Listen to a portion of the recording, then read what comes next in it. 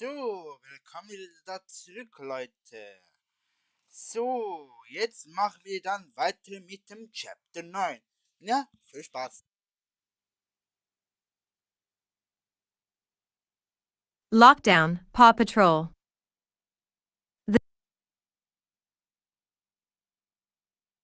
The sounds of thunder echoed throughout Adventure Bay, a symbol that the falling rain was not stopping anytime soon. The sky was darkened with gray clouds, doing well to match the tension that seemed to fester throughout the city. Despite the feeling of lingering dread and spiking paranoia, many continued to write off the feeling as just nerves. Being dogs, most of the Paw Patrol had a sudden urge to go out and splash in the rain, kick up mud and toss a ball around.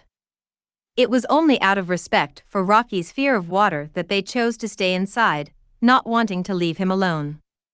However, Zuma volunteered to venture out in the rain to gather supplies or anything else they'd need. Does anyone else think rain is oddly relaxing? Marshall inquired, pressing his paws up against the window. I always sleep better under it, it's almost hypnotic. Yeah, it's nice until your kennel floods over. Rocky looked up from his bowl of food, and you become trapped in a box of wet death. Water isn't deadly, we need it to live after all, the Dalmatian turned back. So flash floods don't exist anymore? You know what I mean. Being contained to the lookout wasn't entirely demeaning, but one couldn't deny the pups were becoming a tad unhinged from the isolation. Marshall kept longing to be outside, Rocky flinched at each crack of thunder, Rubble kept pacing around, Sky was sneezing and wrapped up in a blanket, and Chase was oddly staring off into space. It seemed odd that the shepherd was wearing his pup pack, but not odd enough to pique the curiosity of everyone else. Hey Sky, how are you feeling? Marshall walked over, seeking to end the bickering with the mixed breed with a new conversation. Bad, she wheezed, like hot and cold at the same time. She pulled the blanket further over herself.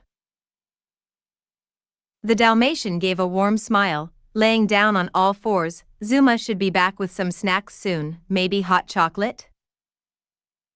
Marshall, we're dogs, we can't have chocolate, Chase said from across the room. Oh, the spotted dog blinked, maybe just something warm then. The overhead barrage of rain was briefly interrupted by a large slice of thunder tearing through the sky, and Rocky visibly jumped for a split second. All heads turned to the mix, and the gray dog bowed his head in shame with a crestfallen expression. Marshall gently moved to his friend's side and patted him sympathetically. No one saw Chase raise an eyebrow at the exchange, watching the two dogs as if he was studying them. You all right? Asked the Dalmatian. The mix gave a faint shrug, just wishing I wasn't a coward all the time. You're not a coward though. Marshall, that is not even the slightest bit true, the mix bit back with a slight attitude. You saw how I reacted in town the other day when we came up on the roadblock. For someone who went through what you did, I'd say it's justified, Sky chimed in, momentarily looking over. Rocky waved off the comment, and besides, you all do actual rescues. Chase is the police force, you fight fires and are trained in medical care, he pointed at Marshall. Zuma was born to live in the one thing I'm deathly afraid of, Sky can fly, and Rubble's the construction pup. What's so dangerous about construction? Rubble turned with a confused expression. I don't know, the mix confessed, you wear a hard hat, so I assume things can fall on you? The bulldog looked to the side with a shrug, well true, that's why we wear them, but if we follow regulation it usually doesn't happen. Whatever, I'm just the dog who picks up trash. Rocky, you're not dash, Marshall tried to say. No. Forget it, the mix interrupted, one day I'll do something worthy. His frown quickly turned into a determined smile, and he puffed out his chest, one day I'll do something and get a shining medal. We don't get medals though, Chase said again in a dry tone. The three of them continued back and forth for a few minutes while Sky tried to drown out the noise. Rubble merely shook his head at the bickering, something he had seen countless times before. He made the decision to stay out of it this time and walked to the window to blankly gaze outside. His eyes fell on a shape moving through the rain, and he jumped up excitedly. Zuma's back. Sky looked up in a weary state, and the trifecta of arguing dogs finally divided, much to the others' relief. They gathered around the main elevator. As Zuma arrived, Chase noticeably keeping a few paces back. The elevator doors opened, revealing a dripping, soaking wet Labrador dragging a tied plastic bag, and Rocky went wide-eyed. "Everyone get back," Rocky called, immediately withdrawing. "Relax, I already shook myself off," Zuma walked in, laughing nervously. Zuma was infamous for a certain prank he loved pulling on the rest of the team. He'd soak himself either from getting out of water or just leaving a bath, hunting down someone else, and shaking the water off with all his puppy-sized might. It was only today they were spared, although his fur was still slightly puffed up from the water. "What did you bring us?" Marshall gleefully wagged his tail, already nosing through the bag. "Treats, mostly, and some packages of dog food," the lab nodded. There were a few hints of silence in the air, then everyone suddenly picked up their heads, staring at Zuma in bewilderment.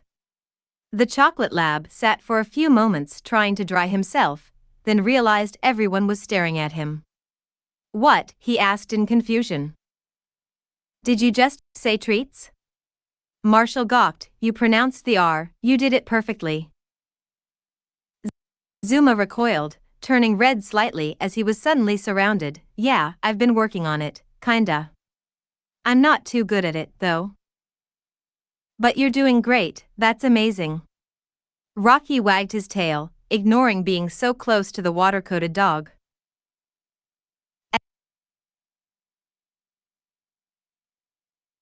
As everyone showered Zuma in praise, Chase kept back a few feet, scanning the Labrador up and down. Odd for Zuma to suddenly not have his impediment, and he narrowed his eyes trying to get a read on his friend. His mind wrung out a splitting noise in his eyes, and he quickly shook his head, shaking the thought away. Of course Zuma would want to mature himself, it wasn't a red flag that something was amiss. The shepherd almost cursed himself for even thinking of such a haunting scenario, but the static in his head wasn't quieting. "I take it the storm wasn't too bad?" Marshall asked as he quickly sniffed out the treats. "It sounds scary out there." "Well, it wasn't too bad," Zuma shrugged. "Most of the roads are flooded, but I could swim through with ease." Rocky rolled his eyes. "You could swim through anything, that's no surprise." "Was everyone else okay out there?" Chase remembered to ask, tilting his head. The storm must be hitting them hard. "I stopped by Mr. Porter," the lab explained, as Rocky draped a blanket over him. "Most of his phone lines are dead, and his restaurant has some broken windows. We'll have to be sure to help him fix everything up." Rocky nodded. "I just wish we could contact Ryder. I hope our call service fixes up soon." Chase rolled his eyes. "I think we can safely assume we won't have Ryder's help in this." Marshall turned at the police dog, giving him a confused look. But there's more," Zuma continued. "Mr. Porter seemed." He looked to the floor a moment, searching for the right word. "Afraid? He didn't want to come outside, so I just met him at the door. I thought he was scared of the rain, but it was something else." Sky and Marshall picked their heads up, going wide-eyed and bearing their full attention. Rocky stepped back, fear flooding his face as he prepared for the worst. The mixed breed had already been through enough, he wasn't looking forward to another disaster. Rubble merely raised an eyebrow, curious about Zuma's information. Chase slowly got up and began gently circling the group, flicking his gaze around each dog. "He didn't want to tell me at first, all he said was to just get home and lock myself in," he said, licking his paw. but I kept pressing him and he eventually told me, apparently someone died. The group shot backward in alarm from the storm? Rocky cried. No, it's something different. Zuma shook his head, and Chase tilted his head, taking a step closer. He told me about sounds he was hearing outside when he was going around the store and locking everything down. He thought a pup was crying to be let in, so he trekked outside in the rain to try to help. Oh no, Marshall whimpered, visibly fearful.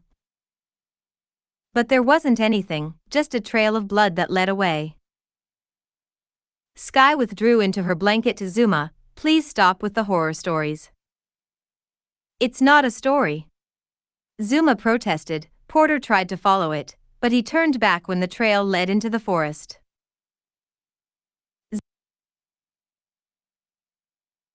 Zuma's final words cut into Chase, nearly making him lose his balance. The voices of the others quickly died away as Chase felt sick, having to turn his head away in case he suddenly started vomiting. Horror spewed over him as his mind flashed image after image, screaming noise after noise. It was the forest, Zuma had said, the supposed blood trail had vanished into. Such a location was not far at all from Chase's secret weapon bunker, putting this possible murderer closer to the Paw Patrol than he'd like to imagine. None of the others knew of Ferox's malice, none of his friends were aware of the horrible danger. For the killer to disappear in close range of the lookout could only mean one thing. Please no, Chase slightly pleaded, too low for anyone to hear. The more ways he tried to reason with himself, the louder his head screeched out in static. He couldn't wait any longer, he had to be sure right here and right now. If things went south, he was still carrying his concealed weapon in his pup pack, all he needed was to take control of the situation. I'll be right back, he suddenly called out, and everyone turned their heads. Wait, you're going out there? Rocky exclaimed, into the storm? Are you crazy? Chase, you'll get sick out there, Marshall tried to reason, giving a low whine. The police dog merely pushed past them all. I just need to get something. The remaining 5 looked in confusion as the elevator doors closed, and Chase descended down into the storm outside. What's he on about? Rubble muttered. Then drew back as Sky let out a sneeze. Not sure, Marshall shrugged, but he's been on edge since that mission of ours that got interrupted. Rocky hung his head at the statement, a tired expression on his face. Please do not remind me of that experience. It's true, though, the Dalmatian nodded, thinking over the past few days. I wonder if he's hiding something? The air turned tense as Marshall's suggestion hit the air, faint mutters among the group. It seemed unlike Chase to deceive them, yet none could deny there was a sliver of possibility. Why don't we just ask him? Sky stood up. Confront him directly? If I was being lied to, I'd want to know, Zuma nodded. Let's do it. Here he comes, Rocky pointed out the window, already looking irritated himself.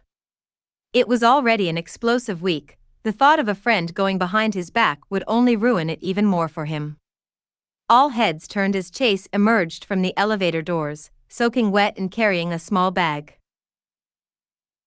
Chase, Rocky began, although took a step back from the puddles the shepherd was causing. Can we ask you something?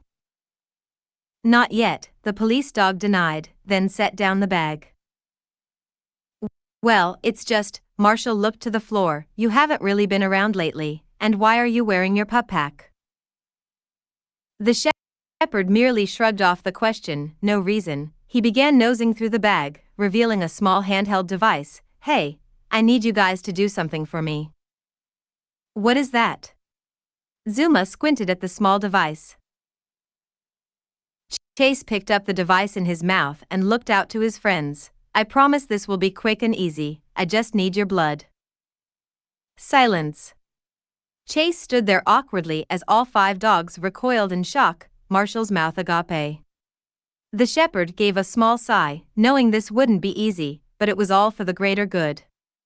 All he needed was solid proof that nothing was hiding inside them, and maybe the static screaming in his head would finally clear away. A solid few seconds went by before someone spoke up. "You want our what?" Sky questioned, a dumbfounded look on her face. "Why the hell do you want us to bleed?" Rocky stepped back further. Both Marshall and Zuma barked questions of their own, but they spoke at the same time and their words overlapped. Rubble was frozen in shock, flicking his eyes around to try and understand the situation. Chase tried to answer them one at a time, but could barely get a word out before an uproar began. "What the hell is wrong with you?" Rocky barked again, ears flattened. "Rocky, wait!" Chase tried to control the situation. "You vanish for hours at a time and come back with this?" Zuma bristled, his fur beginning to spike. "Why would you even say that?" As he was pelted with more questions, Chase was growing increasingly stressed, and hostility of his own was beginning to flare. His ears flattened down as he nearly bared his teeth. "Can you just let me explain what this is?" "Fine. Please, explain." Sky snapped, and everyone held their tongues. Chase furiously searched for an easy way to put it, "I need you all to take a blood test." "Why?" the cockapoo demanded. "Because to make sure nothing is hiding inside you," the shepherd snapped, baring his teeth, then instantly drew back as he realized what he had just said. The situation had not been made any easier just then. Expressions of horror spread among his friends. "Why the fuck would something be hiding inside us?" Sky snarled, "Are you out of your mind?" Chase shook his head, trying to hold Sky's gaze. "No, listen to me. I've been talking to the ACG-. "What?" Rocky erupted. "What do you mean you've been talking? Can everyone just listen to me?" The shepherd had to bark over the commotion. "I know why they're here. There's a creature loose in the city, and they've tasked me with Dash." "Tasked?"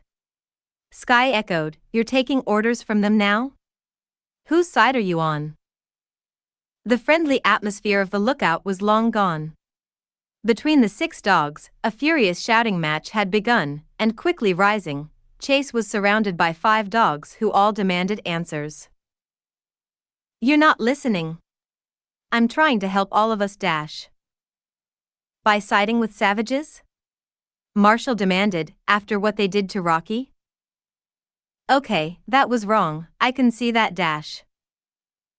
"Oh, that was wrong," Sky pointed out. "You admit that one time was wrong, but completely siding with them isn't?" "Sky, there is a creature loose in Adventure Bay." "Oh, that is complete and utter bullshit." Rocky snarled, jumping forward to join the argument. "Did they tell you that?" "They showed me the photos." Chase protested. "I've seen it. It's a monster that can hide inside other living things. That's why I need your blood for the test." "But why would you keep this from us?" Sky pleaded, deeply hurt inside.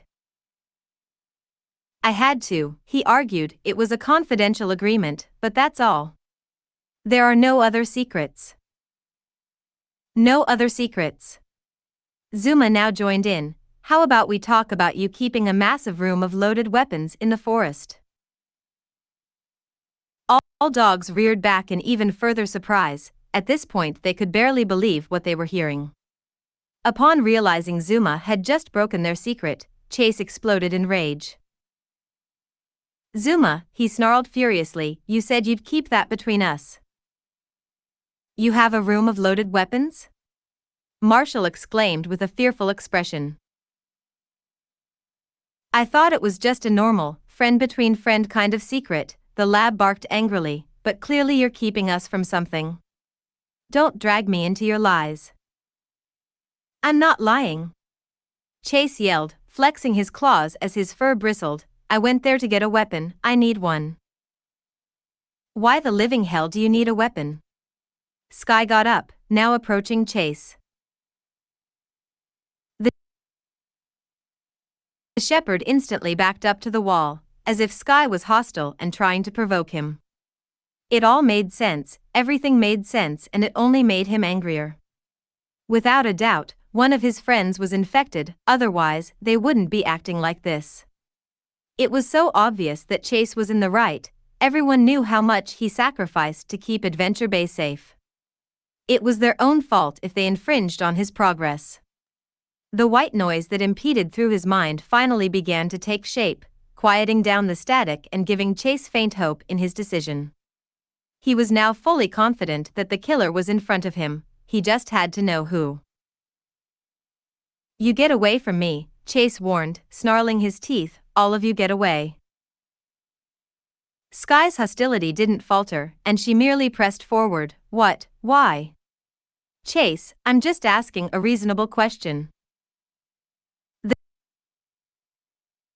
The shepherd flicked his eyes to each dog before him, trying to furiously read each one. His teeth were clenched together, his ears so flat against his head that it gave the impression he didn't have any. He surveyed each one, his pupils narrowing as an almost feral instinct took over his mind. Marshall's horrified expression, Rocky's defensive stance, Zuma's angered expression, Rubble's look of concern, and Sky, whom he knew was challenging him. The static, the noise, and the screaming in his head erupted into a symphony of agony that overpowered any other sound that could enter his ears. "Ammunition. Rough." Chase barked the command, and the mechanical arm shot out of his pup pack, carrying the semi-auto pistol. "Oh my God." Rocky jumped, streaming backward. "Chase, why do you have that?"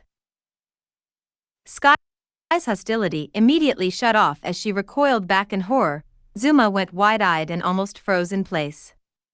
Rocky's instinctively jumped in front of Marshall. "Chase, have you lost it?" "Which one?" Chase snarled, now aiming the gun around. "I know it's one of you."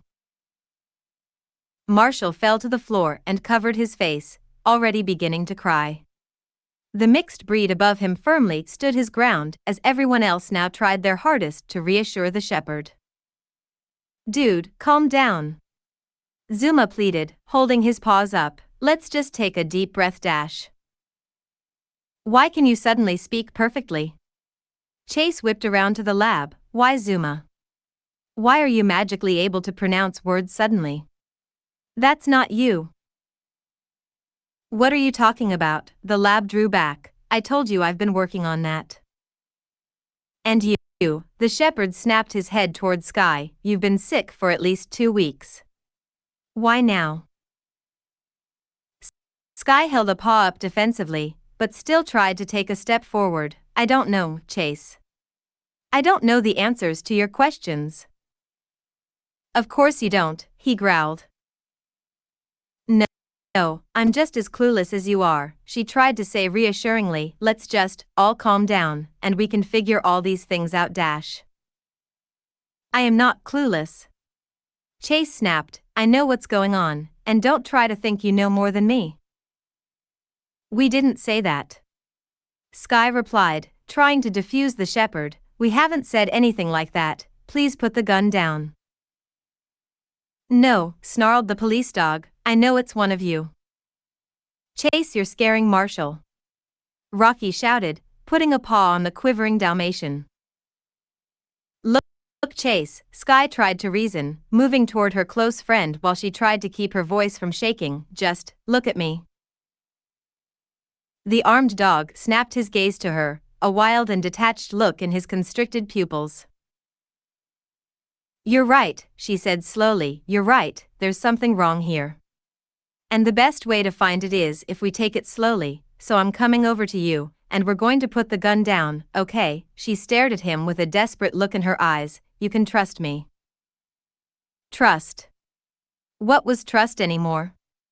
What was trust when any one of your friends could have something terrible hidden inside them? He knew what Sky was doing, he knew what it was doing. It was trying to disarm him, and if it gained the upper hand, every single one of his beloved friends would die. He couldn't let that happen. Chase gave a bristling look at Sky, wordlessly writhing in his own mind. "Chase. Sky said softly, moving forward. The shepherd instantly brought the gun forward and pulled the trigger. The deafening sound of a gunshot screamed throughout the tower, prompting a cry from Marshall as the rest fell to the floor and covered their heads. Chase shut his eyes from the noise, his ears ringing from the piercing sound. Around 2 seconds went by, and Chase slowly opened his eyes and centered his vision on the dead body that now lay in the tower. The rest of the dogs also began to slowly come to, shaking away the ringing in their ears and opening their eyes. One by one, horror reared among them as they all laid eyes on the bloodied body sitting on the floor. In that second, all of the static in Chase's head suddenly cleared and his mind returned to a state of calm, although his heart was pounding. Looking before him, his heart sunk to the darkest depths, a sickening feeling boiling in his stomach. His ferocity and feral drive quickly vanished, and Chase stared in horror at what he had done.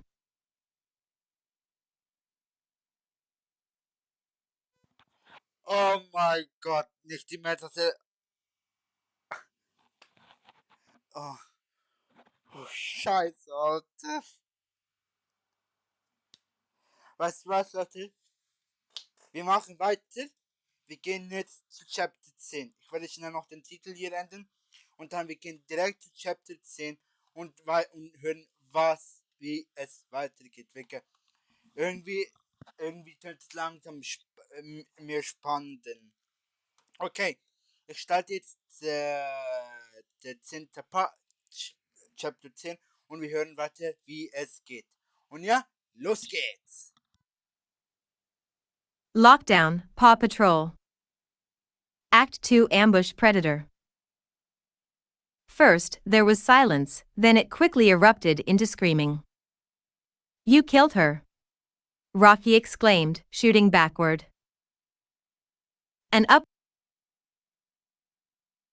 uproar of mass panic tore into the room, trauma and fear staining the eyes of each innocent pup now standing before the blood that had been spilled for the first time in their lives. Each dog went wide-eyed, jumping back and screaming in terror. Everyone with the exception of Marshall withdrew as far as they could from the body, nearly embedding themselves into the wall behind them. Marshall stood frozen to the ground, a highly distressed look on his face as if his whole world had been shattered. He wasn't moving, lying still as if he had been paralyzed to the floor as he gazed into the eyes of the murdered cockapoo. This wasn't a dream, it was real, it had really happened right in front of their eyes. Sky was dead. Chase was still locked in his fighting stance, but any hostility he could have had was long diminished. He couldn't believe what he had done initially, but then his mind quickly turned to denial. Wait, he muttered blankly. No, he searched for anything he could say, not believing his own eyes. Wait, he finally came to, stuttering as he swiftly returned the gun into the pup pack. Why would you do that? Rocky cried from across the room, pressed up against the wall. Sky. Zuma howled in distress. Chase stared at Sky's body as if he couldn't even process that he had killed her. The fearful cries of his friends echoed from across the room. Rocky tried to yell for Marshall to get back, but the Dalmatian still stood frozen to the floor. Narrowing his eyes for a moment, he finally remembered why he pulled the trigger in the first place. Shaking his head, he sought to take control of the situation. Everyone calm down. Chase barked, taking an authoritative posture and stepping over Sky. Everything is secure. What do you mean secure? Rocky demanded. You killed her. It wasn't Sky, protested the shepherd, it was a creature, a monster of some kind. I've been talking to Captain Cyrus, a parasitic creature is loose in the city, that's why they're here, and that's why you should have been listening to me. The remaining dogs stared at him with a mix of fear and confusion. Ferox Malice, that's its name. Chase informed them, it's a single-celled, shape-shifting organism that can hide inside you and take over your body. He nodded, a wave of triumph sweeping over him. It had Sky, that's why I had to kill her. How do you know that? Zuma cried out. How could any of us have known that?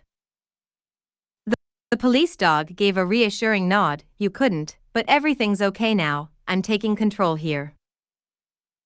Control, whined the uncertain mixed breed. What do you mean? Looking back at Sky's body, Chase couldn't help but wince. It was feral instinct that made him pull the trigger on the dog, and it was highly difficult to withhold his own cries of dismay. A crack of thunder sounded from outside, and the rain slightly intensified. The storm hadn't been making anything easier, but at least now all problems had been solved. The ugly truth of the matter was simply that it had to be done. Sky was infected and had to be stopped. It was his responsibility to protect his team, and if someone had to go to meet that goal, then Sky was just means to an end. Chase looked back at his friends and nodded confidently. It means if you all do exactly as I say, we can secure this area and I can contact the ACG. Once they've cornered Ferox Malice, they'll be out of Adventure Bay, and we can all sleep soundly again. But Zuma quivered. But Sky. Look, I'm sad too, the shepherd shot back, but do you realize that it's not her? If I hadn't done that, we could have all been at risk. Zuma looked to the floor, tears running down his face, although he was making an effort to process what he was hearing. Rocky was clinging to Zuma, almost like he was trying to hide within him like the Labrador was a protective shield. Marshall still hadn't moved or said a word, a traumatized look still displayed on his spotted face. Rubble was cowering in the corner, too afraid to say anything. Chase, however, was brimming with newfound confidence, overjoyed that the erratic noise in his mind was now gone along with the threat to Adventure Bay. All he had to do now was clean up the mess. Now here's the first thing I need you all to do, he began. Go to your kennels and stay there, do not leave the lookout grounds. What? Why?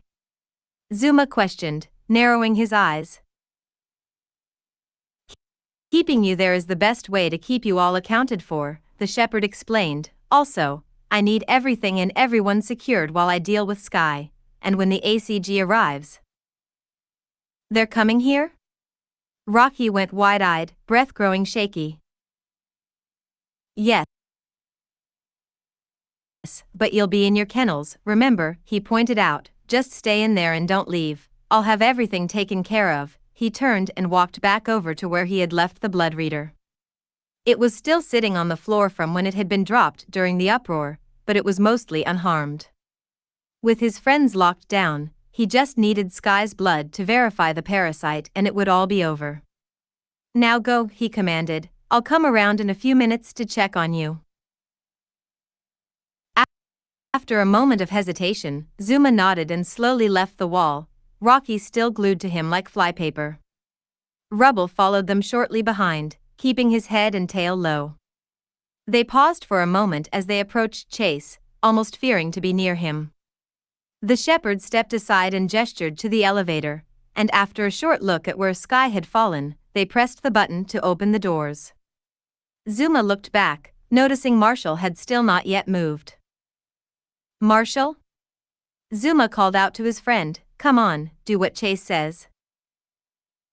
The Dalmatian was unresponsive, and Chase raised an eyebrow.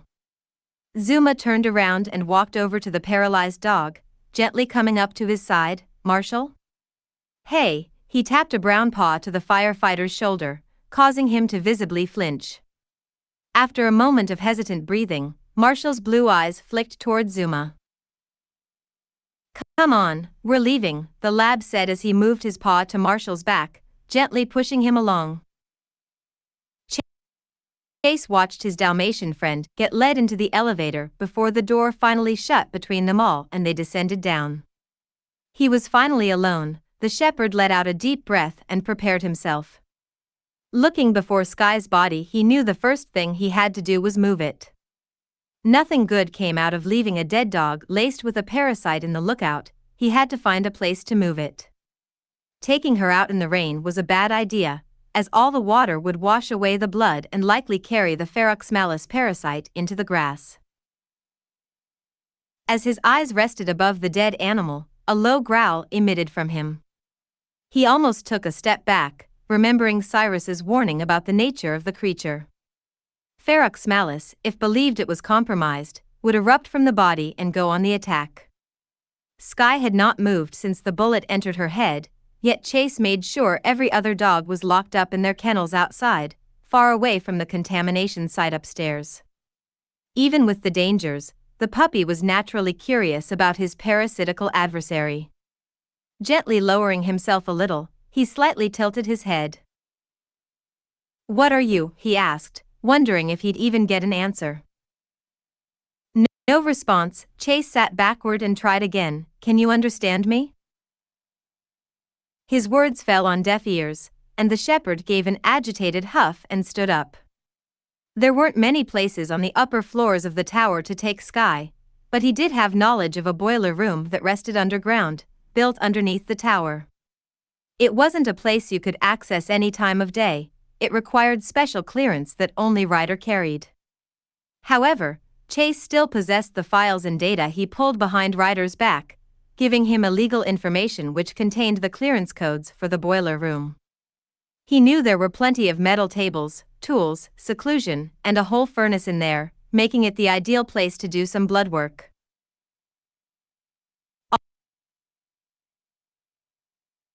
"All right, come on you," Chase muttered, leaning to grab Skye's leg in his teeth, then instantly stopped, realizing that was a terribly stupid idea as she was laced with a parasite. Quickly pulling his head back, he looked around the room and spotted the blanket Skye had wrapped herself in. Not the ideal tool for transportation, but it would do, and he made his way over to pick it up. If Ferox needed constant blood, protein, and wet environments to survive, sitting on a dry blanket was likely something it wouldn't do, so Chase felt it was safe enough to grab the fabric in his teeth. That information also meant that the creature was probably not hiding in a small puddle or drop of blood that had been spilled from the gunshot. It could survive in blood, but abandoning its protein-providing cocoon would put it in a bad position. Even if it was hiding in a blood puddle, where would it even go? There was nothing but the metal floor of the tower, no dirt or land to escape in. It was a safe assumption that Ferox was choosing not to escape Skye. Chase pulled the blanket over to the body and laid it out flat beside her. Making sure his paws were protected by an end of the fabric, he gently pushed Skye onto the blanket and wrapped her up. With the four corners laid out on the side, Chase quickly turned the blanket into a body-carrying bag. He leaned down and grabbed the corners, now dragging the dead cockapoo into the elevator, also making sure to push in the bag that contained the blood reader. It didn't take much effort to bring her in. She was a remarkably light animal, after all, which also made bagging her in the blanket significantly easier. Securing the body bag in the center of the elevator and making sure nothing leaked out, Chase walked over to the control panel that consisted of two buttons. He reached his paw out and held the down button for a solid 6 seconds, and a hidden panel opened up just underneath, revealing a keypad. All right, what was it again? Chase lowered his ears, squinting his eyes as he looked over each numbered button. 6, 2, 3, 3, He hit each one, stopping for a moment. I think 7 came after? It took him a moment, but he finally inputted the correct combination, and the elevator doors closed as it began to move downward. The shepherd sat back and took the moment to breathe, trying to ease his nerves. There was still panic in the air, but a few deep breaths would likely ease Chase into moving forward. The emergency radio Cyrus had given him still dangled from his collar, just itching to be pressed to call in the heavy artillery. In just a few hours from now, everything would be solved. The creature would be contained, the ACG would leave forever, Cyrus would commend him, a funeral would be held for Skye, and all his friends would finally understand how much he sacrificed to keep them safe.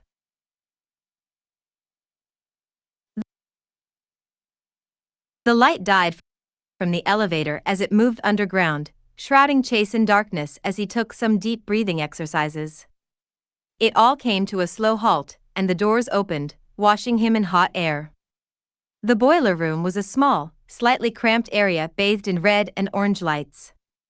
Metal tables sat against the walls, carrying tools like someone had left them there years ago, an ideal place to get to work on Sky. At the end of the room was a massive metal furnace, sitting imposingly as small embers flickered through the slitted door at the front. Dozens of pipes leached out of the structure, groping along the walls and ceiling, ready to deliver gas and hot water wherever it was desired. Small blasts of steam periodically hissed from the pipes, one even catching Chase in his side as he passed, causing him to jump as the hot air hit him. Chase was not a fan of the near-scorching temperature, but he hoped the heat would agitate the creature enough to emerge more clearly through Sky's blood. "Okay, you," Chase panted, lifting Sky up onto the table and removing the blanket. "Show yourself." He walked back to the elevator where the small bag still lay across the floor, beginning to sweat under his fur from the heat. He nosed open the bag and retrieved the small, blood-reading device, along with the small cotton tips he used for swabbing. It took him a few minutes to align Sky's body properly on the table, making sure to position her in a way where if Ferox's malice erupted out, he'd be able to quickly push the table and sweep her into the furnace. He swabbed the wound in her head, the killing blow that Chase had inflicted on his own will. He wasn't proud of what he had to do, but if the threat was secured, he'd be able to turn himself in for the action, owning up to what he had done. With the tip now stained a bright crimson red, he stuck it into the machine, his heart beginning to race. The screen flicked on, processing the DNA sample. "Come on," Chase growled, staring down at the little device. "Show me." The small machine merely beeped in response, working away at reading the blood. Chase narrowed his eyes. It didn't take nearly this long when he tested his own blood. It had its results in mere seconds. Why was it taking its time now? He was growing angry, even more from the heat, and Chase was about to lash until he spotted a small detail on the screen. It was a little symbol of a thermometer, blinking rapidly on screen, and he quickly relaxed as he realized what was wrong. The excessive heat of the room was slowing down the machine, forcing it to exert more power in cooling itself than actually running its task. "I should have just done this upstairs," Chase muttered, exasperated. He was starting to feel nauseous from the heat himself, and he made the decision to return outside and check on the others. Hopefully returning the reader to cool air would speed up the process. Straight face. Night had shrouded Adventure Bay when Chase emerged outside into the rain. The storm had not yet settled, further confirmed by a crack of thunder and a flash of lightning. Chase shrugged it off and gently placed the blood reader in a spot where it wouldn't be waterlogged from the rain, leaning it against the wall of the elevator but making sure to keep its doors open. He was hoping the cold air from the rain would cool it off and give him the results he wanted. Seeing how he was already outside, he figured it would be a good idea to check in on everyone else and make sure they were abiding by his rules. Chase stretched for a moment, before placing his paws on the wet pavement and trekking out into the storm. Deciding to check Rocky first, he passed under the slide that wrapped around the lookout, which was acting as a waterfall as the rain collected in it. Approaching the green kennel, Chase took a breath and knocked on the door. "Rocky?" "What?" came the muffled voice from inside. "Rocky, it's Chase, I'm just checking on you." "Chase, in all honesty, I really don't want to talk to you right now." The shepherd sighed, looking off to the side as he shook off the water that had collected in his fur. "I guess that's fair, just seeing if you're okay, you know?" Rocky's voice came from the other side of the door. "I'm not okay, Chase, no one is." "That's fine, just know that everything will go back to normal in a few hours," the police dog tried to reassure. "I highly doubt that." After the short conversation, Chase knew the mixed breed wasn't interested in talking. He didn't blame the dog, he wouldn't blame any of them if they were currently in distress. Witnessing their friend be executed for something they didn't understand would sow confusion and few among the dogs, but in time they would stand strong. He moved across the lot as the rain flooded down above him, coming to Rubble's kennel and seeing that his door was actually open. The bulldog was lounging inside, trailing his paw along the wet concrete. "Is it my turn to die now?" The smaller dog gazed up his amber eyes at the shepherd. Chase hesitated for a moment, appalled at the statement. "What, no? There was a threat in the tower and I secured it." "Sure, I guess," shrugged the construction worker, then stood up. I think I'm going to sleep now." "You're tired? After all that?" "No," Rubble turned around, walking into his den. "I would just really like to get this day over with."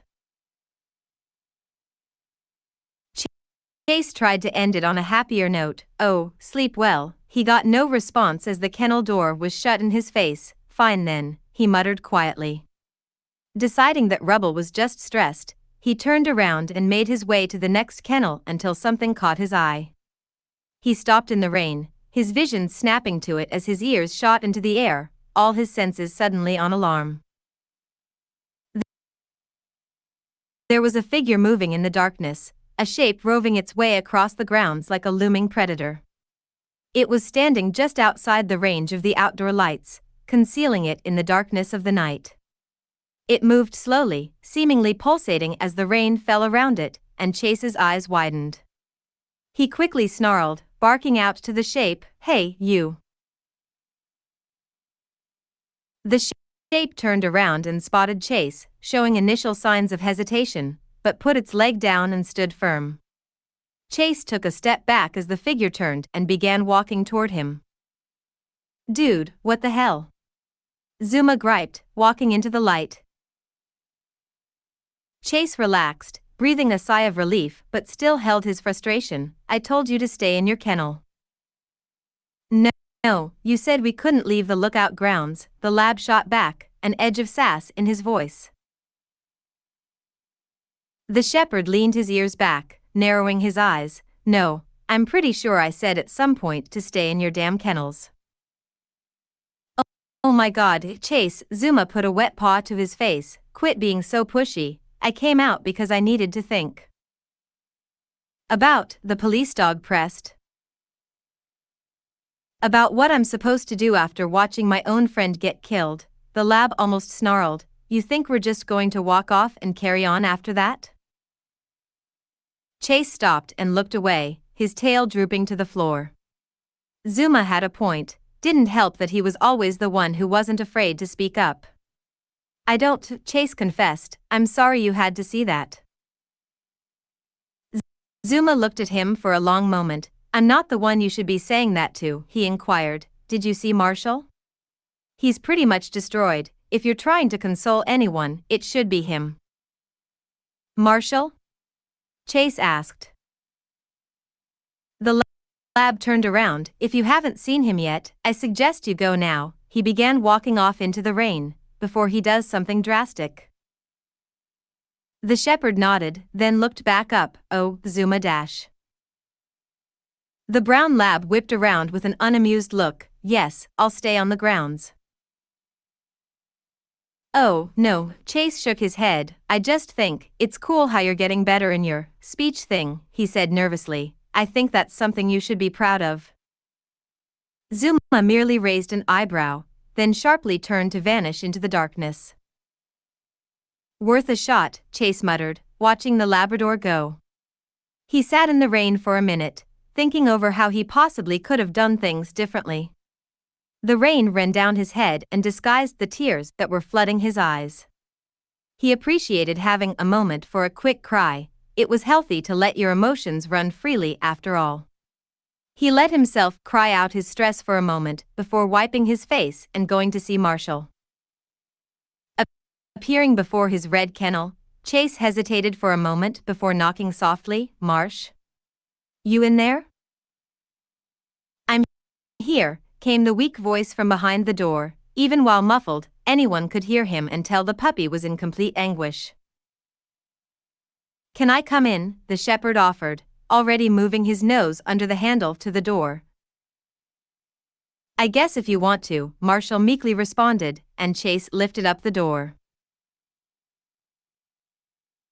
Chase made sure to shake himself off before walking in, knowing tracking water everywhere would just make the Dalmatian agitated.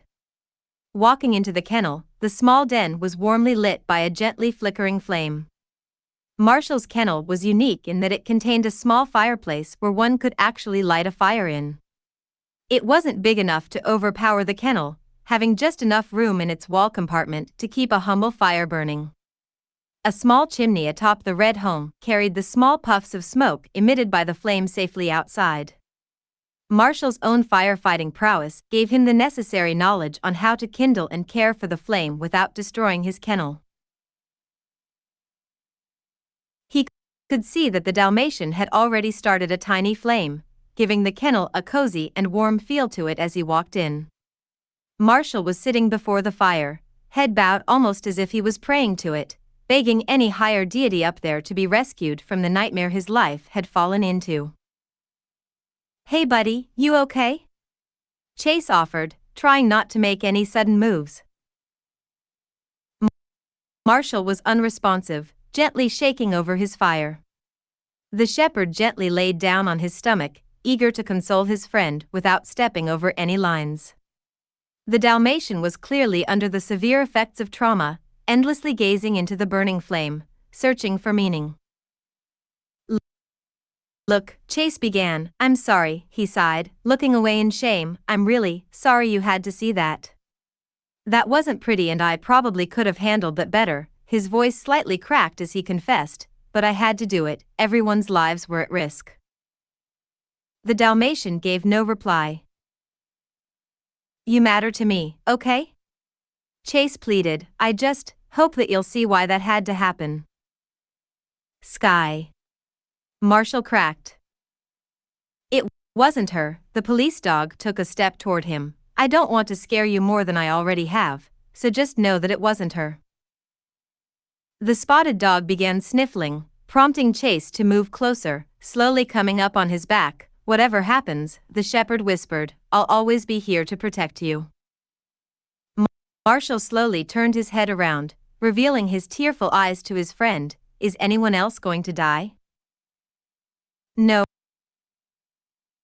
Chase came forward confidently. "No, I'll never let that happen." He held up his arms and wrapped them around Marshall, pulling him into a hug. "I'll never let anything hurt you." They stood motionless for a few seconds until Marshall draped his own arms over Chase, nestling into his shoulder as he returned the hug, promptly crying into Chase's fur. It was agonizing to see Marshall like this, emotionally and psychologically broken from witnessing something as vicious as death. He was just a puppy, they all were, and now fear had shrouded their usual joyful lifestyle. "I will protect you, all of you," Chase repeated, cradling the Dalmatian. "You just have to trust me, and do as I say." Marshall sniffed for a moment before letting go. "Okay." He gave the frail dog a warm smile. "Stay in your kennel, Marshall, I'll say when you can come out." They broke apart as Chase gave some final reassuring words. He knew Marshall was sensitive, and he'd do whatever it took to help him feel better, but first things first. The blood reader was surely ready by now, so the shepherd gave the Dalmatian a long look before finally turning and leaving the den. Passing through the rain, he briefly saw Zuma sitting nearby, facing away from the lookout. Deciding not to bother him, Chase considered having only one dog outside probably wasn't too harmful. Making his way back to the small machine, surely cooled down by now as it rested still in the elevator, the heat within it soothed away. Sure enough, the screen now had a blinking light, signaling the test was complete. Chase looked down at its screen expecting all questions to be answered. Instead, a wave of confusion hit him, narrowing his eyes and blinking in bewilderment at what he saw. "Wait," he said, puzzled. "What?"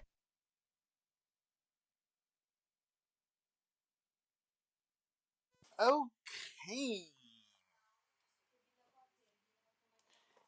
Ich bin noch am Schauen, ob wir weiter hören sollen, dass wir dann, dass ich zurzeit schon eine Weile schon lange nicht mehr weg bin, dass wir noch Chapter 11 machen und dann vielleicht es dann für heute. Und ich entscheide, ja, wir werden es machen. Wir werden noch Chapter 11 machen und dann wird es dann es für heute dann reichen.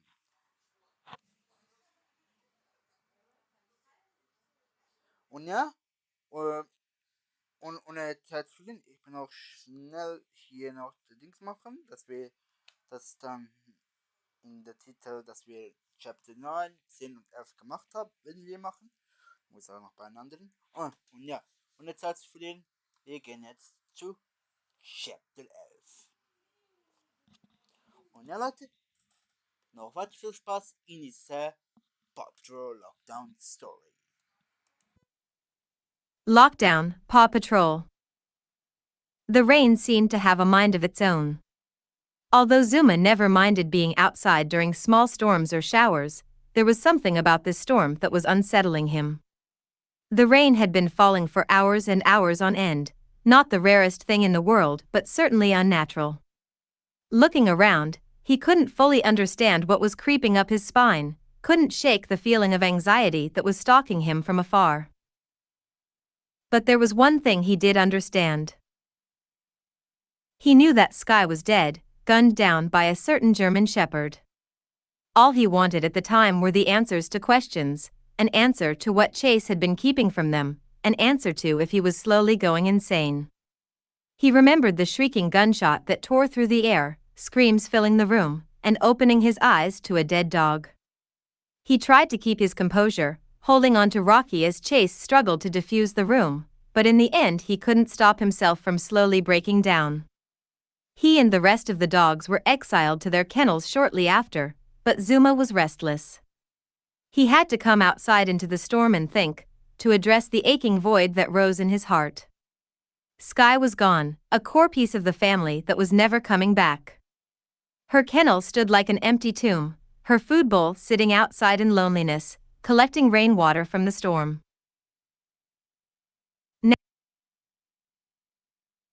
Now Zuma was sitting alone in the lookout clearing, his fur soaking over from the rain. Staring ahead into the pitch blackness of the forest before him, he contemplated running. If what Chase said was true, then there was no need to flee, all threats were taken care of. However, he couldn't shake the feeling that the shepherd was lying once again. A few minutes ago, he had a brief conversation with Chase. It was glaringly obvious when the shepherd met him outside that the power was going to his head. So what if Zuma strayed away from his kennel? He wasn't leaving, so he'd be out here if he wanted to. The lab had made a passing comment about Marshall, hoping to shoo Chase away, which it fortunately did, leaving him to his solitude once again. This is stupid, the lab muttered to himself, staring down at his paws. Why now? Why us? He pleaded into the dirt as if he spoke over a soul who had been buried underneath him. A sickening feeling rose within him as he realized soon it would be Skye sleeping under the ground. Zuma made a mental note to himself, already writing his speech for the funeral. Skye was an amazing pilot, a fearless leader, and an amazing friend. Tears ran down his face as he silently rehearsed his words to himself, mixing with the rainwater. A rustling sound behind him caused the lab to look up from his grieving. Glancing behind him, he spotted Chase leaving Marshall's kennel, walking out into the rain. Zuma instantly whipped his head away to prevent his eyes from locking with Chase's, refusing to even meet the gaze of the shepherd who put down one of his best friends. As he heard the shepherd's paw steps fade away back to the lookout's entrance, he sighed and turned back to watch him. He didn't want Chase going anywhere near Marshall anymore, not on his life. The apology that had likely taken place between them was an exception, but Zuma made future plans to keep Chase apart from the broken Dalmatian. He watched Chase approach the elevator doors, coming to a small device that he noticed was leaning against the doors. Tilting his head slightly, Zuma gently turned himself for a better look. He remembered seeing the odd machine when Chase brought it in, asking for a blood test. The police dog mentioned that he was running Sky's blood, likely through that exact device. Zuma suddenly felt a wave of shame run over him, gently lowering his head. Had he been wrong? Had Chase truly been trying to protect them? He watched the shepherd look down into the device, then as confusion spread across his face. "Wait," he heard Chase say, "what?" Zuma got up and approached him, slowly and carefully. Chase's face held an expression of confusion, which quickly shifted into bewilderment, then sank into horror. "Chase?" Zuma called him, and the shepherd snapped his attention over, taking the Labrador off guard. "Are you all right?" "Yeah. Fine," the shepherd barked nervously, visible worry flooding his face.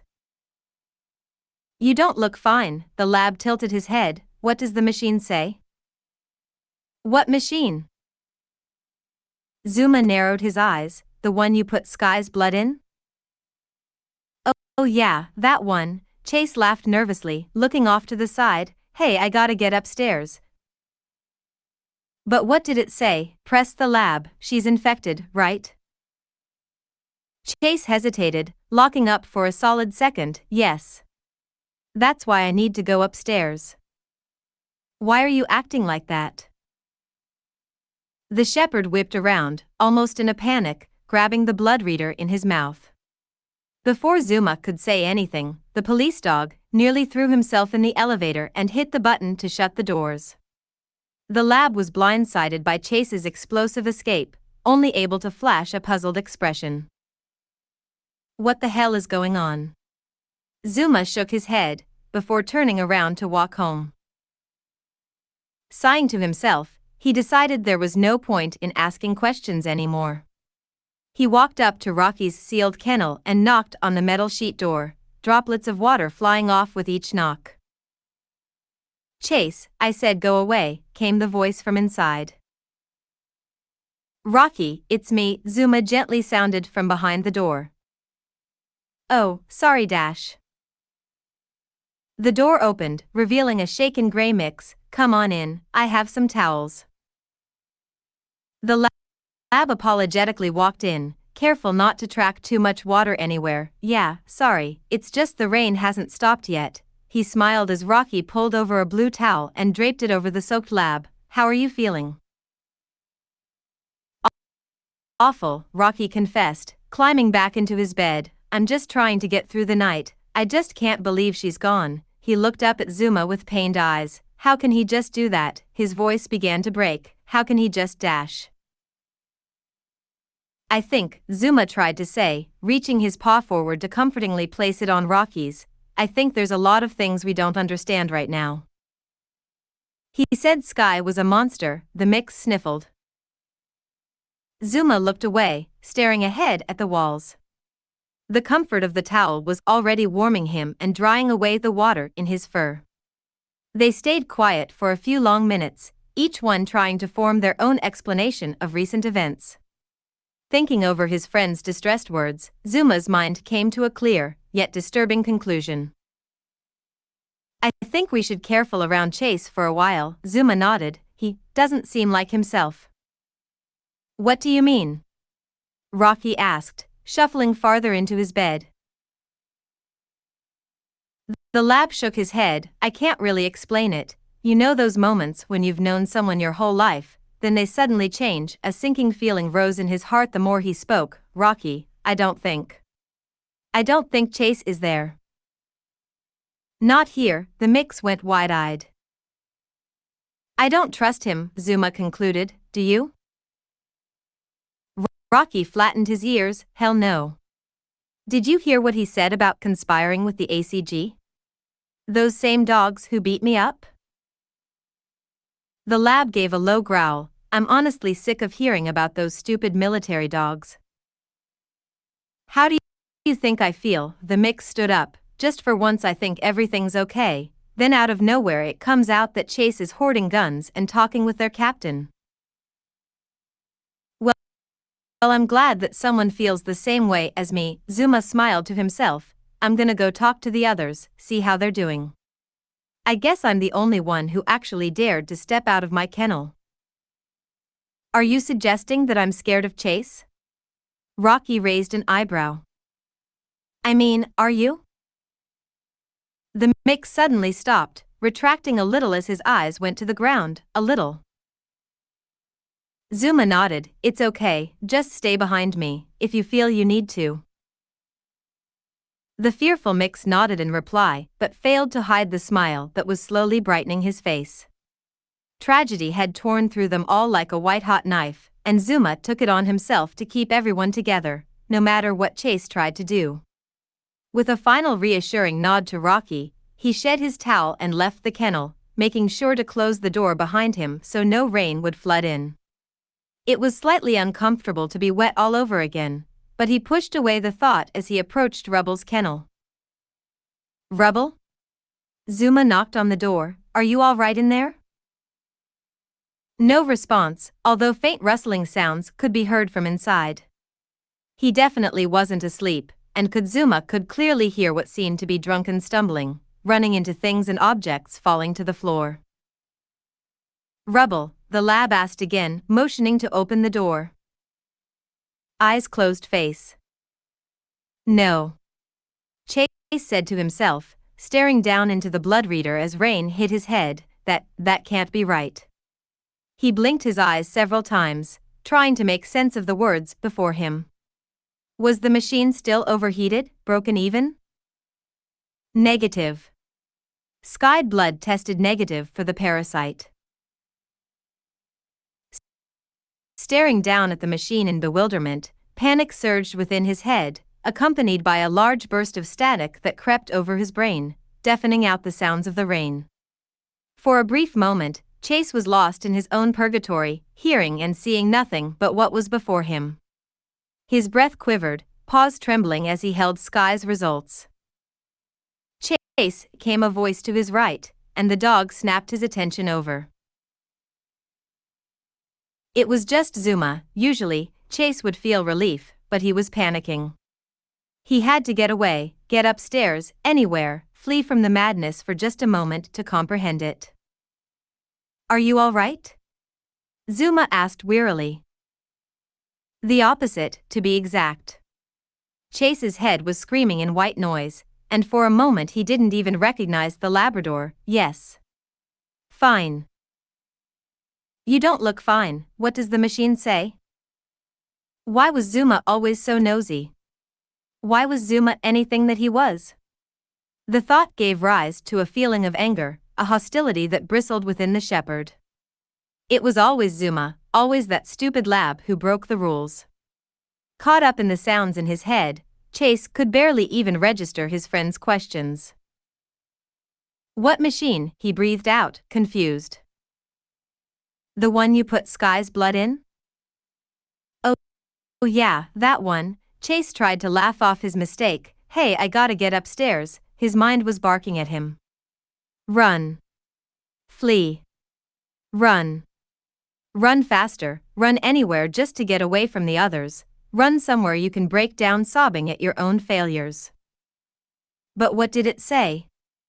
Zuma took a step forward. She's infected, right? Chase felt his body lock up. He could lie right now and be done with it, but how much time would that buy him? Yes. That's why I need to go upstairs. Why are you acting like that?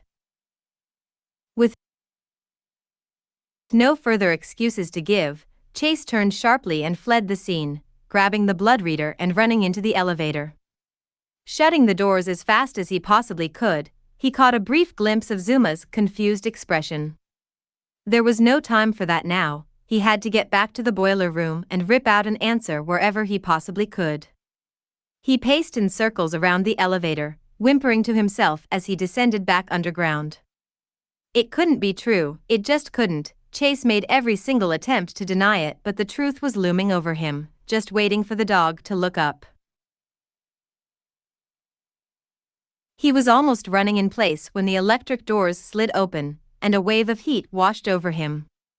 He could care less about the temperature now. Savagery gripped his mind as he bared his teeth, claws unsheathing from his paws. He took no time sprinting back to Sky's body, still laying motionless on the table. He jumped up on it in a single motion, planting his paws on the table firmly and staring down into the cockapoo's motionless, lifeless eyes. "Show yourself," he barked, insanity in his eyes. "Show yourself, damn it. I know you're in there." Not a word was spoken in response. "Ferox. That's your name, right?" He was nearly screaming now. "Come out of her and face me." He slammed his paw on the table, knocking off small metal tools as the impact sound rang throughout the room. "I said come out." He wanted so badly to deny it, like if he truly believed hard enough he could change reality, willing himself into the right and erasing what could have possibly been the worst mistake of his life. "Come out," his voice lowered, breaking as tears spilled from his eyes. "Please." Sky wasn't infected, she never had been. Her blood was inserted into the machine and it came back negative. He tried desperately to form an explanation in his head, like Ferox switching bodies or leaving Sky, but it never left with the original body unscathed. If it decided to leave Sky, she would have died in the process. The only thing that made sense was now Chase's worst nightmare. He murdered her. He was wrong, guessed incorrectly on the most pivotal decision of his entire life. Now an innocent dog was dead, murdered by his own paw, and for what?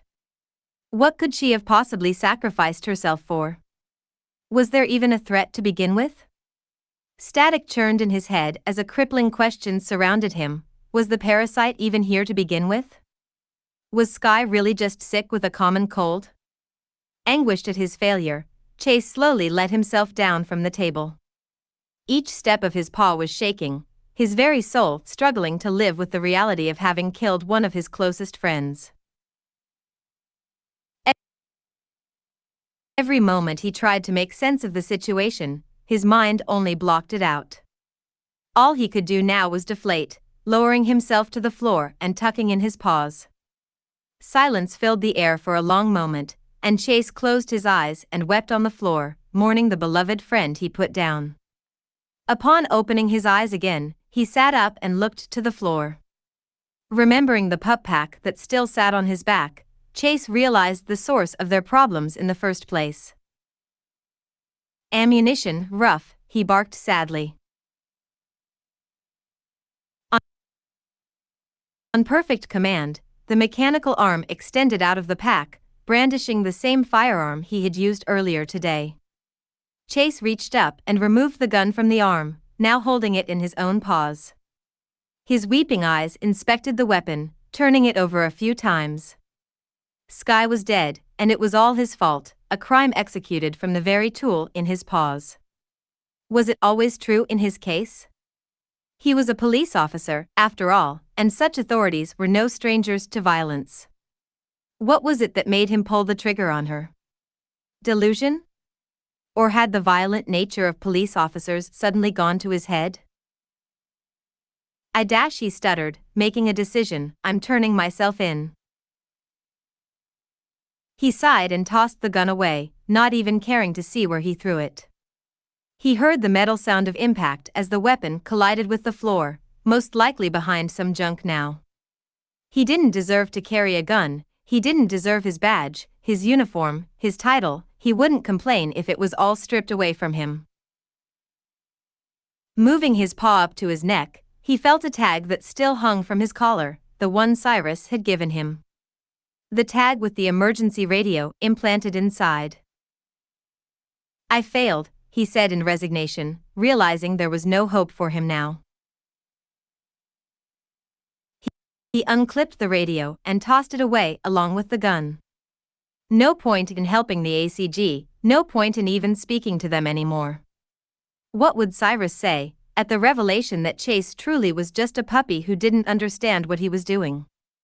There was only one thing Chase could do now: wait out the storm and for Ryder to return. But what would he tell his friends? They had to know eventually, they had the right to know the truth.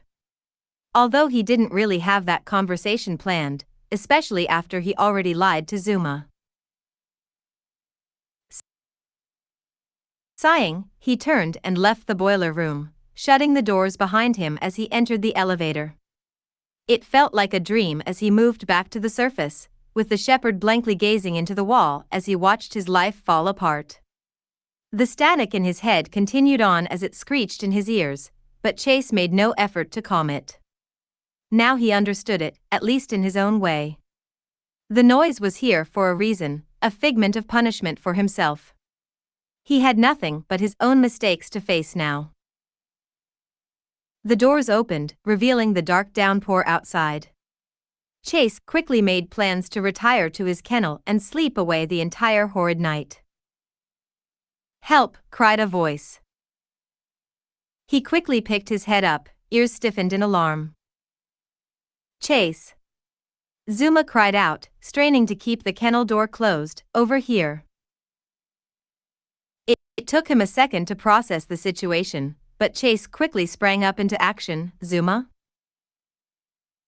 A violent clang erupted from Rubble's kennel, sounding like something within it was bouncing off the walls, causing the entire structure to sway. "Get back!" the lab shouted out as the other dogs emerged from their kennels. "What is that?" Rocky exclaimed. Low growls began to emit from the kennel, layered on one another like dozens of dogs were all snarling at once. "Holy shit!" Chase muttered to himself, eyes widening as he began to step back. A brutal sound of impact sounded from the den, the walls visibly beginning to bend outward. With each forceful blow, the kennel lost more of its stability, as the creature within it fought to break free.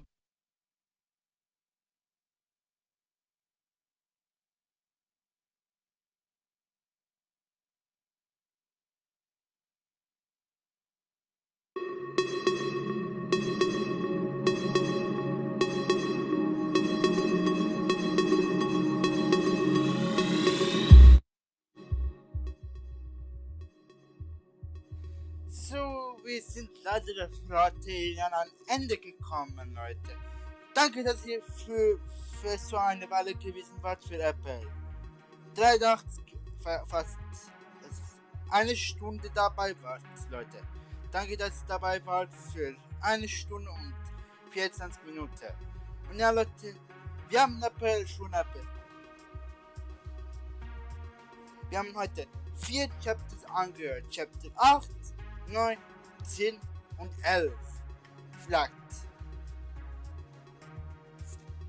Und vielleicht, ich werde vielleicht um 8 Uhr, um 8 Uhr bedeutet um 20 Uhr, vielleicht werde ich zurückkommen für weiter anzuhören. Das wird ihr nicht wissen, sondern ich werde es wissen, ob ich werde zurückkommen und weiterführen die Chapters vielleicht 12, 13, 14 oder 15 dazu. Ja Leute, danke für das Zuschauen. Wir sehen uns vielleicht später dann. Bis dann, bis später.